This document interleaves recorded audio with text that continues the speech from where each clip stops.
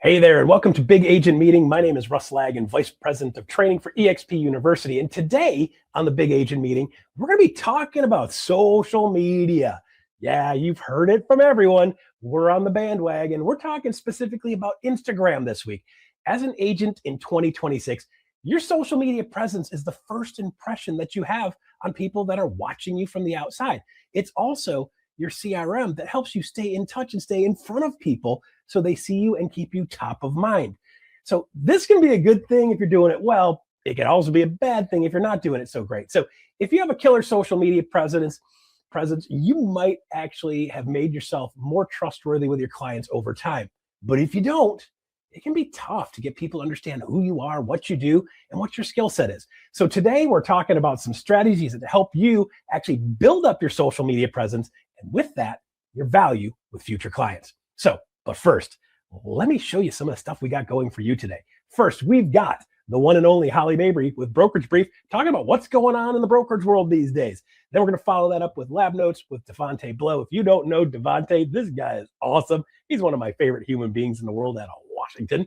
And then, of course, we got University Update with Alyssa Speck. She's fresh back from vacation. She went out and had a good time. She's back to tell you what's going on with University. So first, let's start off with Holly Mabery, Brokerage Brief. Take it away, Holly.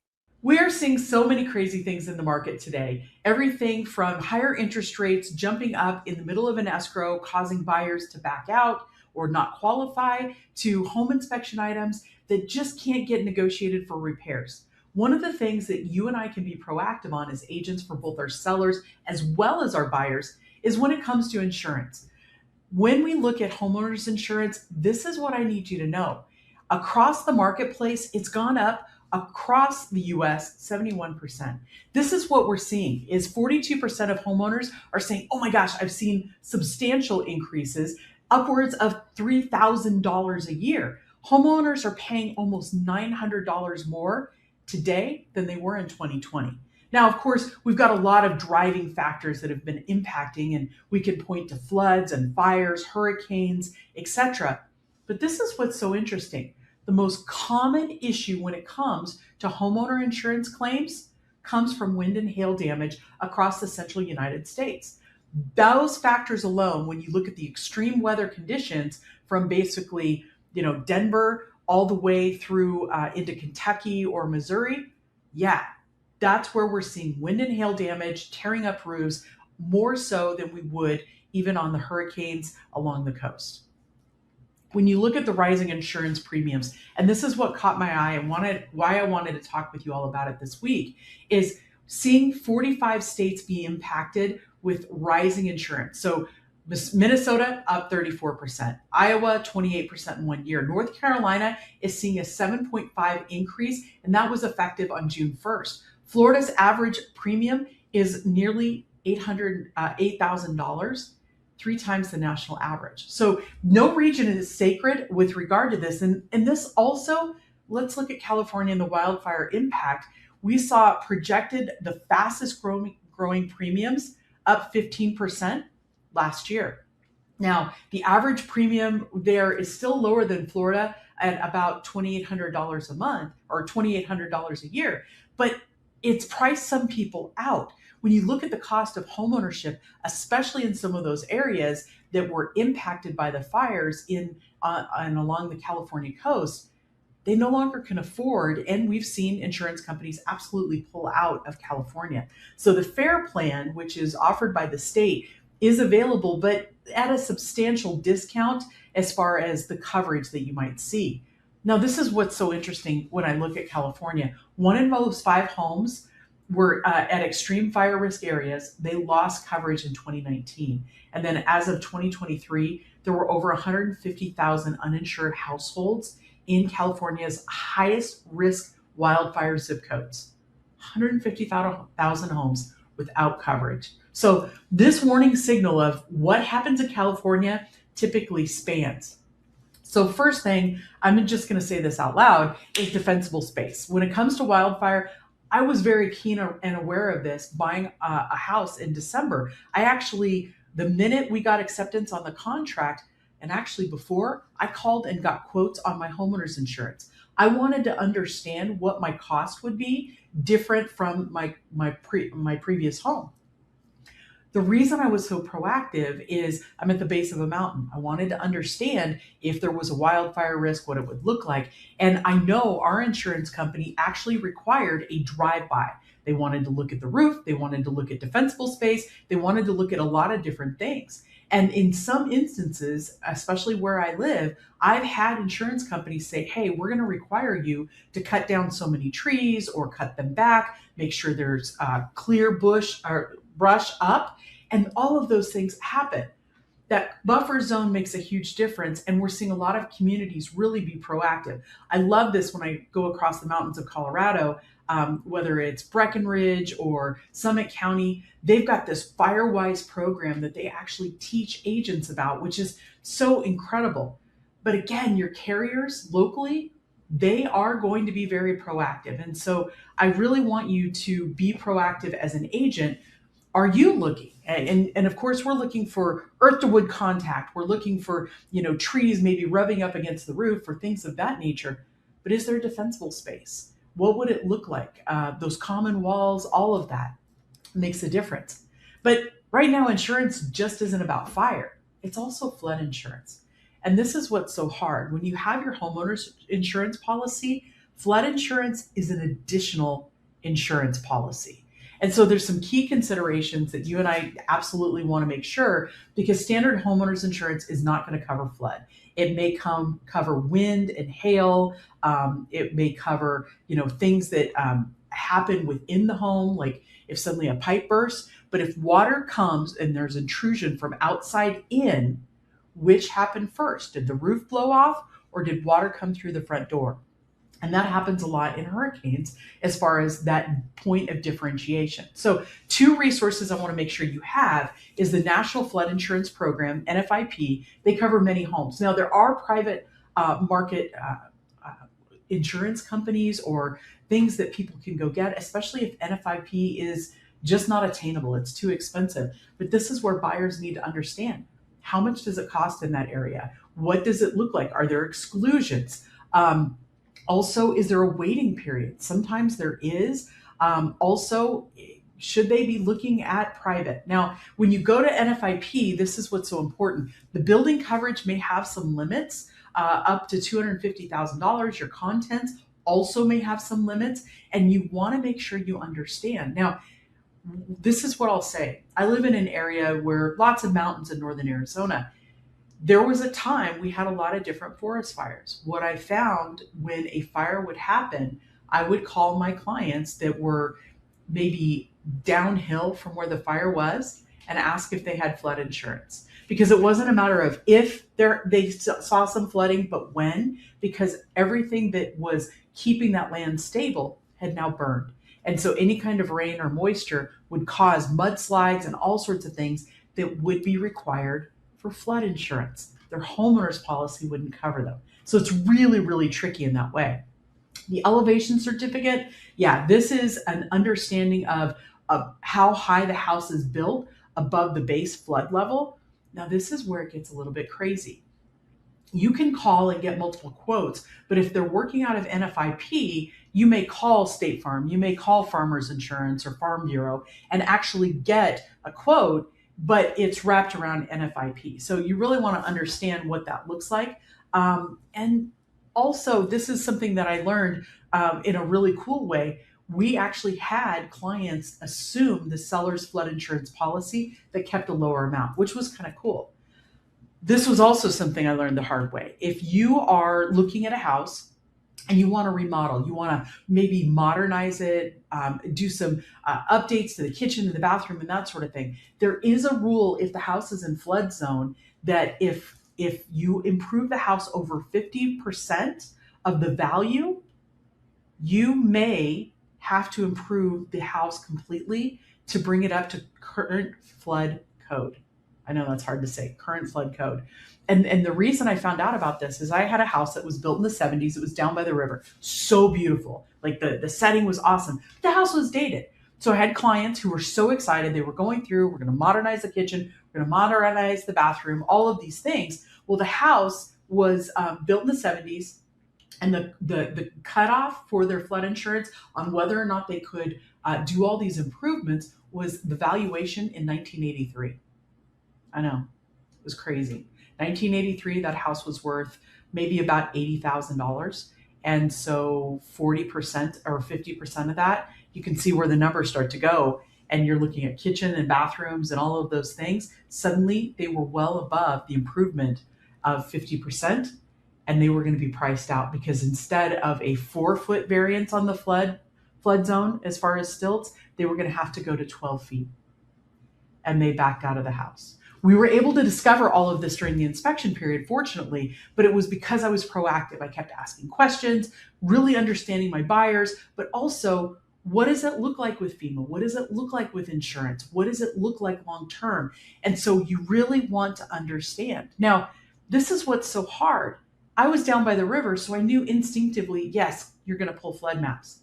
But sometimes flood zones are not apparent. It could be a wash or an arroyo. It could be a low-lying area. And this is where it gets so tricky. The conversation you and I have with our clients is not just about, hey, we're going to get a home inspection. Hey, we're going to have the septic pumped or check the well. We're going to pull flood maps. We're going to double check those and make sure that you understand what you're buying and what that cost is. And yeah, that cost could go up every year. So these are some key questions I want you to think about. Obviously, you've got the claims history. We're getting that on many homes now to understand what losses you may have had. Did they have to replace the roof a couple of years ago because of hail, etc.? Are they in a flood zone? If so, what are the flood maps? You can pull those right off of FEMA.gov. Also, roof condition. Many times the insurance company will send somebody out just to analyze the roof because so many times it could say 30-year roof, but the roof is 17 years old. The insurance company may require that roof to be replaced as a condition of insuring the property. Water damage, also be looking for that. And that's anything from mold, latent water defects. And of course, you and I walking through houses, we're looking for smell, we're looking for discoloration, we're looking for soft spots, all of those things that the home inspector will also point out. But for buyers to be aware, it becomes key. Now, every market's going to be just slightly different in how we are proactive, but this is where I want you to customize it to you. Look at your transaction checklist. Add insurance review as part of it, because when you think of what happened in LA just a couple of years ago, 2/3 of the fire victims from the January 2025 fires were under or uninsured. 2/3 under or uninsured, which is crazy. So when you start to think about how we proactively protect our clients, values have gone way up. A lot of folks have lived in their home for 10, 20, 30 years. And if they have, they're probably underinsured. And especially when 1 in 4 homeowners would drop their coverage. Yeah, that's what happened in LA. They just priced themselves out and decided not to pay for it. So things to be aware of. Now, if you're in a flood zone, it's a really good idea to get an elevation certificate, but also understanding how water flows across the lot. Gravity is consistent. And so understanding that makes a difference. Insurance consultation, that should absolutely be happening with your clients prior or during the inspection period. You don't want to close that inspection period without knowing everything that is going to be part of the cost of ownership. And then share your resources. You don't want to just be the, hey, you're not in flood zone kind of agent. You want to actually give them the resource of, hey, this is from FEMA, this is the map, this is how I found it, please verify for yourself. And walk them through what that looks like. The other thing I would suggest also is build your insurance network. We do this with all sorts of trades, whether it's our title companies, our lenders, our home inspectors.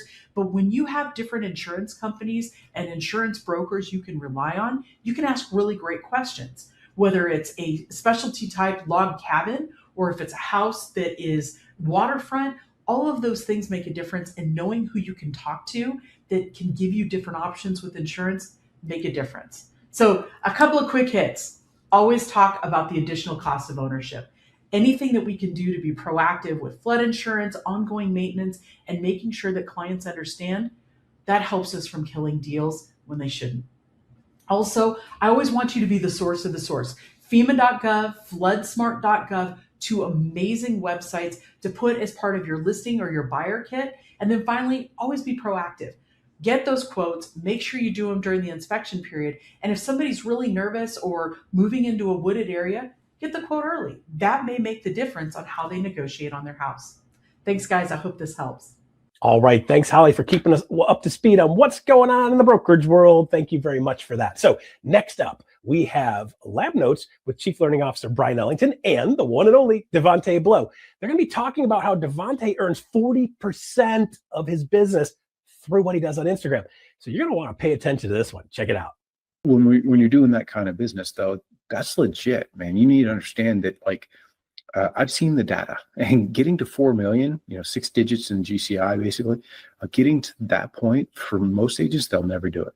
They'll never do it. And yet you did that only as part of your business, and you did it from social. So, I mean, for whatever that means for you, you should congratulate yourself, because you're rarefied air, right? Thank you. So I'm curious, would you mind sharing, just overall, you mentioned IG and Facebook. Mm-hmm. How collectively are you leveraging social media? That's a weird question, but maybe give it your best shot, and I'll clarify if I can. Yeah. So collectively, what's really cool about social media, and what I found is that Instagram, completely different audience than Facebook. And so I built my business in a way to where I want to talk to people who know, like, and trust me, right? And then word of mouth. And so everybody that's on my Facebook, with the exception of, the newer people, I guess, they've known me since I've been in diapers, or they've known me since high school or middle school. And so when I'm posting on there, I'm not selling. Like, you can go through my Facebook and see I'm not saying, hey, buy or sell with me. I'm actually just giving them life updates, letting them know about, my community events, giving encouragements and everything like that, but still staying on top of mind. And so that has helped out a lot. I was trying to do that on Instagram, which can make you go viral, and that's cool, but it won't get you sales. Instagram is to try to attract those that don't know you already. So switching over to Facebook has been amazing. Okay, so that's interesting. So am I hearing you then that on Instagram, if I were to go there, I would see a lot of, hey, open houses or just listed kind of stuff? Yeah, not open houses or just listed, but you'll hear a lot more real estate talk versus Insta or Facebook. You won't hear any. And when you say real estate talk, I'm curious, is it market updates? Are you giving seller, buyer tips? What do you do on there? Yeah, so I'm giving buyer tips, seller tips, and honestly, I'm speaking to other agents as well, giving agent tips. That's mostly what I do on Instagram now. Recruiting and whatnot, attraction. Mm-hmm. Yeah.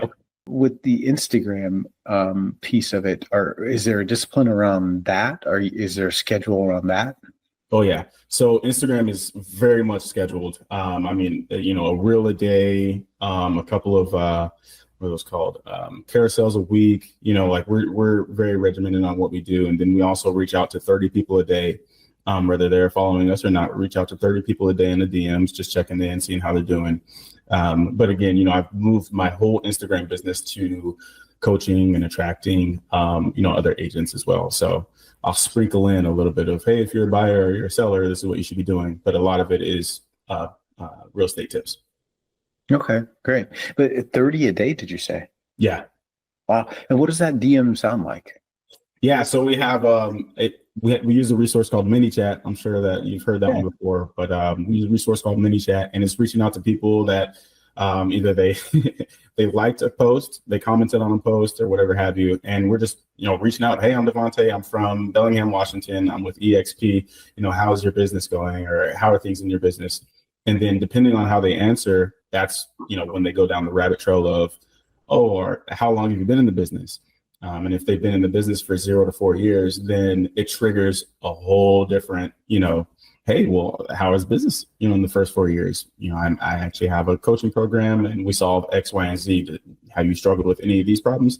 And, then it goes from there to try to schedule them to be one of my clients.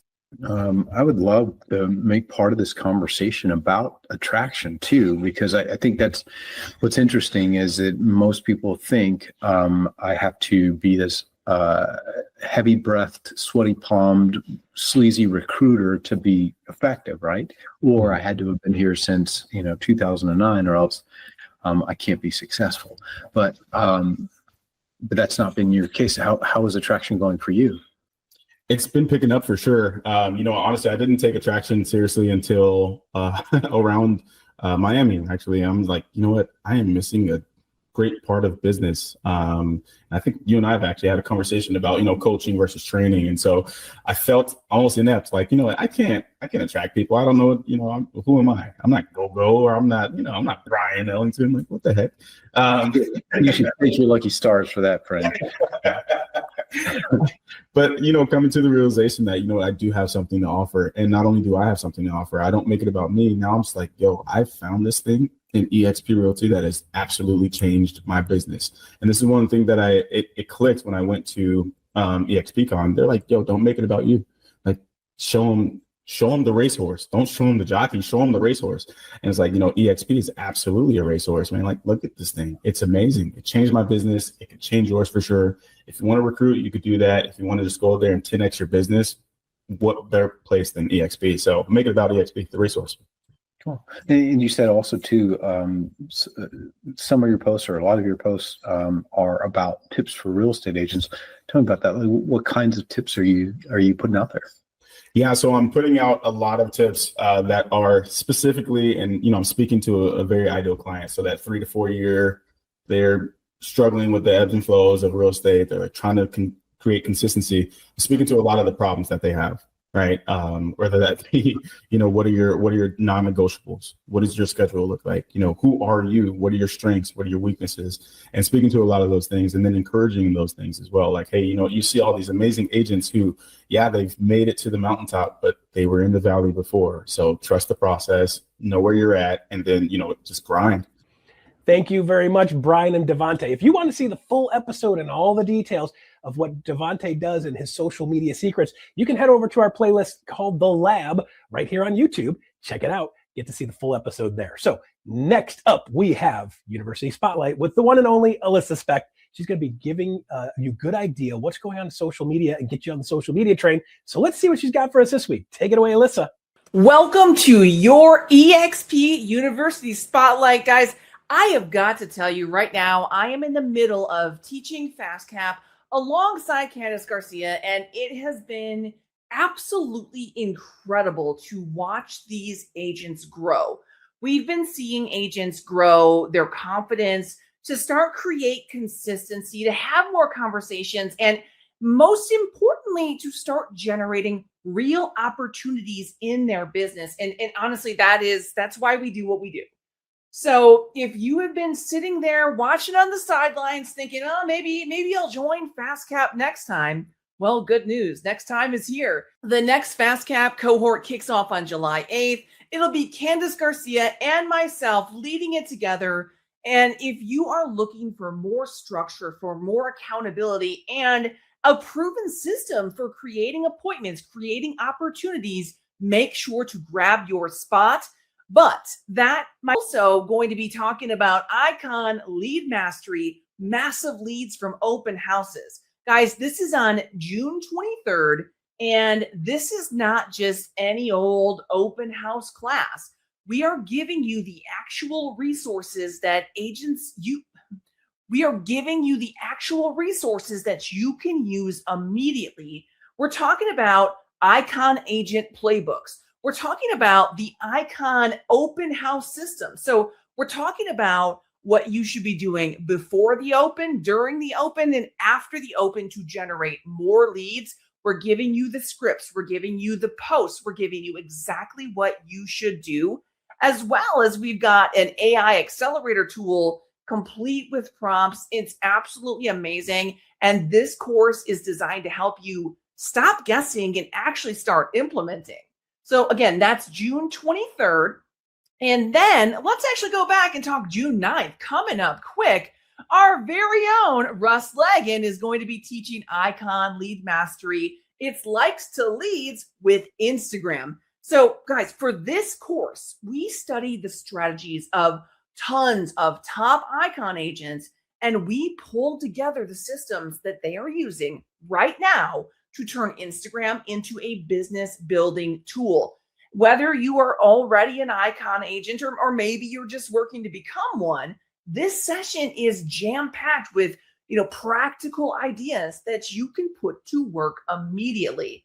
And now, if you do want a sneak peek before the course, you can check out Russ's executive masterclass that's available on YouTube right now.